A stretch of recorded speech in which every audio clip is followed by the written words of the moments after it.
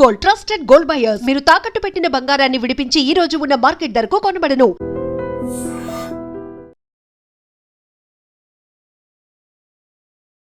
నమస్కారం, welcome to I dream. ధర్మ మార్గం విత్ విజిత కార్యక్రమానికి స్వాగతం.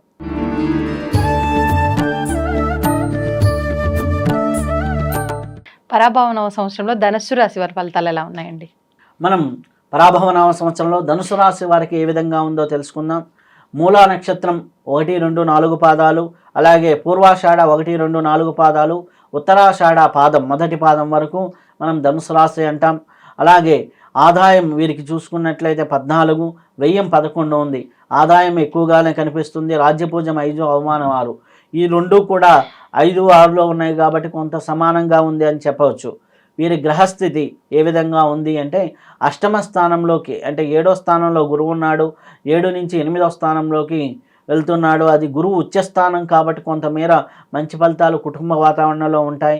అలాగే శని 4వ స్థానంలో అర్ధాష్టమ శని ఫలితాన్ని ఇస్తూ ఉన్నాడు. కొన్ని పరిస్థితులు కొద్దిగా విషమంగా ఉంటాయి. రాహుకేతువుల పరంగా చూసుకున్నట్లయితే 3, 9 స్థానాల్లో శుభ ఫలితాన్ని ఇస్తూ ఉన్నారు. ఆ తర్వాత 2, 8 స్థానాలకు మారుతూ ఉంటాయి కాబట్టి ఆ సంచారం కొద్దిగా ఆర్థికపరమైనటువంటి విషయాల్లో ఒత్తిడిని తీసుకొస్తారు. వీరికి ధైర్యము, సాహసం పెరుగుతూ ఉంటుంది. పుణ్యక్షేత్రాల దర్శనం మెరుగుపడుతూ ఉంటుంది. అధికారులతో మంచి పనులు అవుతూ ఉంటాయి. బంధుమిత్రుల ఆదరణ లభిస్తూ ఉంటుంది. వాక్చాతుర్యంతో విజయాలు సాధిస్తూ ఉంటారు. చిన్న చిన్న ఒడిదుడుకులు మినహా మిగిలిన అన్నీ కూడా చాలా వరకు మంచి ఫలితాలే ఉన్నాయి. ఉద్యోగ రంగంలో ఉన్నవారికి చాలా మంచి ఫలితాలే కనిపిస్తూ ఉన్నాయి. బదిలీలు అనుకున్న ప్రదేశాలకు వెళ్తాయి. అలాగే ఆదాయం కూడా కొంత బాగానే ఉంటుంది. నిరుద్యోగులకు ఉద్యోగ ప్రాప్తి కలుగుతుంది. కళారంగంలో ఉన్నవారికి, టీవీ సినిమా రంగంలో ఉన్నవారికి మంచి అవకాశాలే కనిపిస్తున్నాయి. కాకపోతే ఆదాయపరంగా కొంత అభివృద్ధి అనేది తక్కువగా ఉంది వారికి. మిగిలిన వారందరికీ కూడా చాలా మంచి ఫలితాలే కనిపిస్తూ ఉన్నాయి. అలాగే చూసుకున్నట్లయితే వ్యాపార రంగాల్లో, హోల్సేల్, రిటైల్ రంగాల్లో ఉన్నటువంటి వాళ్ళకి చాలా అద్భుతంగా ఉంది. ఇన్కమ్ ట్యాక్స్ తనిఖీలు ఉంటాయి. కొద్దిగా జాగ్రత్తగా ఐటీ రిటర్న్స్ జాగ్రత్తగా చూసుకుంటూ ఉంటే చాలా అద్భుతంగా ఉంటుంది. మార్కెట్ రంగాల్లో ఉన్నవారికి కొద్దిగా మంచి ఫలితాలే కనిపిస్తూ ఉన్నాయి. విద్యారంగంలో వారికి ఏ విధంగా ఉంది అన్నప్పుడు గురుబలం చాలా బాగుంది కాబట్టి జ్ఞాపక శక్తి కానీ, మంచి మార్కులు కానీ, విదేశీ యోగం కానీ, విదేశీ విద్య కానీ మంచిగా ఫలించేదానికి ఆస్కారం ఎక్కువగా ఉంది. అలాగే వ్యవసాయ రంగంలో కూడా 2 పంటలు పండేదానికి అవకాశం ఎక్కువగా ఉంది. అలాగే మహిళలకు కూడా గురుబలం బాగా ఉంది కాబట్టి బంగారం, అలాగే స్థిర ఆస్తులు మహిళల పేరుతో కూడా కొనేదానికి అవకాశం ఎక్కువగా ఉంది. అలాగే వీరికి గురుబలము, రాహుకేతువుల బలం తోడైంది. శని బలం వ్యతిరేకంగా ఉంది, ఎందుకంటే అర్ధాష్టమ శని ఫలితంగా. కాబట్టి అర్ధాష్టమ శని దానికి సంబంధించి శనికి ఈ యొక్క రెమెడీలు మనం చేసుకుంటూ ఉంటే సరిపోతూ ఉంటుంది. శనికి సంబంధించిన ముఖ్యమైన రెమెడీలు ఏంటంటే హనుమాన్ చాలీసా పారాయణం, శని మంగళవారాల్లో కుదిరినప్పుడల్లా ఆకు పూజ చేసుకుంటూ ఉంటాం. అలాగే శని భగవానుడికి తైలాభిషేకం చేస్తూ ఉంటే మంచిగా ఫలితాలు ఉంటాయి. శ్రీశైల క్షేత్ర దర్శనం కూడా చాలా మంచి ఫలితాలను వీరికి ఇస్తుంది. శివుడి ఆరాధన కూడా చాలా మంచి ఫలితాలను ఇస్తుంది. ఓవరాల్గా చూసుకున్నట్లయితే ధనుసు రాశి వారికి 70% వరకు అనుకూలమైనటువంటి ఫలితాలు, 30% వ్యతిరేక ఫలితాలు ఉన్నాయి. కాబట్టి వారు ఆ రెమెడీలు చేసుకుంటూ వారి యొక్క జాతక పరిశీలన కూడా చూసుకొని ముందుకు వెళ్తూ ఉంటే చాలా సత్ఫలితాలు లభిస్తాయి. శ్రీ పరాభవ సంవత్సరంలో మకర రాశి వారి ఫలితాలు ఎలా ఉన్నాయండి? పరాభవ సంవత్సరంలో మకర రాశి వారికి ఏ విధంగా ఉందో చూద్దాం. ముందర మకర రాశి వారికి ఏ నక్షత్రాలు వస్తాయో చూద్దాం. ఉత్తరాషాఢ 2, 3, 4 పాదాలు ఉత్తరాషాఢ, శ్రవణం 1, 2, 3, 4, ధనిష్ట 1, 2 పాదాలు కలిపి మనం మకర రాశి అంటాం. వీరికి ఆదాయం 2, వ్యయం 8గా కనిపిస్తూ ఉంది. ఆదాయం కంటే వ్యయం 4 రెట్లు ఎక్స్ట్రాగా కనిపిస్తూ ఉంది. అలాగే రాజ్యపూజ్యం 1, అవమానం 6. రాజ్యపూజ్యం, అవమానాలు కొద్దిగా వ్యత్యాసం ఎక్కువగా కనిపిస్తూ ఉంది. కానీ గ్రహస్థానాలు చూసుకున్నట్లయితే మకర రాశి వారికి మొదటి 3 నెలలు మినహా తర్వాత చూసుకుంటే ఏప్రిల్, మే, జూన్ నుంచి గురువు ఈ యొక్క 7వ స్థానంలోకి సంచారంలోకి వస్తారు. 6 నుంచి 7. 7వ స్థానంలో చాలా శుభ ఫలితాలను ఇస్తూ ఉన్నాడు. శని 3వ స్థానంలో మంచి ఫలితాలు ఇస్తూ ఉన్నారు. రాహుకేతువులు కూడా కొంతవరకు బలంగానే ఉన్నారు. లగ్నానికి 3వ స్థానంలో శని చాలా స్థిరత్వంగా బలంగా ఉన్నాడు. అలాగే గురువు కూడా చాలా శుభ ఫలితాలు 7వ స్థానంలో ఇస్తున్నాడు కాబట్టి అన్యోన్య దాంపత్య యోగము అనేది బాగా ఉంటుంది. రాహుకేతువుల మధ్య చిన్న చిన్న అంటే రాహుకేతువుల వల్ల చిన్న చిన్న ఒడిదుడుకులు అనేవి ఉంటూ ఉంటాయి. అలాగే ఈ సంవత్సరంలో మనం చూసినట్లయితే పట్టుదల, ధైర్యం పెరుగుతూ ఉంటుంది. మీ మాటకు విలువ పెరుగుతుంది. ఆ ఆదాయం అనేక కోణాల్లో వస్తూ ఉంటుంది.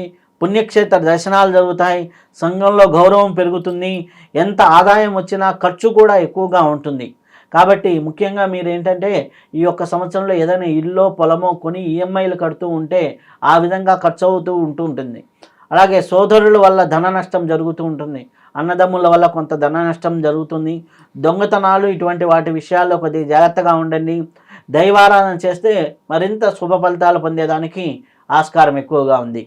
అలాగే ఉద్యోగ రంగంలో ఉన్నవారికి ఏ విధంగా ఉంది అని చూసినప్పుడు ఉద్యోగంలో రంగంలో ఉన్నవారు శ్రమకు తగినటువంటి ఫలితాన్ని పొందుతూ ఉంటారు. అలాగే బదిలీలు, స్థానచలనం అనేది సహజంగానే జరుగుతూ ఉంటుంది. మంచి జీతంతో మంచి గుర్తింపు అనేది లభిస్తూ ఉంటుంది.